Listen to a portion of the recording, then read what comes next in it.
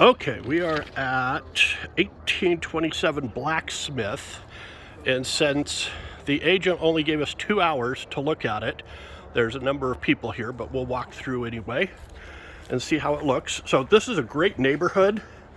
Vinyl siding. The roof is in good shape. The house was built in '97, so it looks like it's been taken real good care of. You got the front room. Let's see, it's a 3-bedroom, 2-bath. Split bedroom floor plan, so 2 bedrooms, nice hall bath, but no shower. Well, no surround for the shower. That's a little unusual. So there's your 2 bedrooms. And then we'll walk across. There's your kitchen. And living space.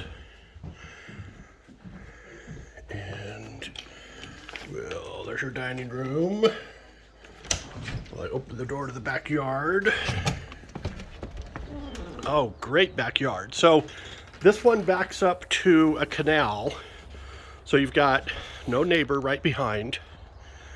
You've got RV parking, obviously, since they've got their RV there.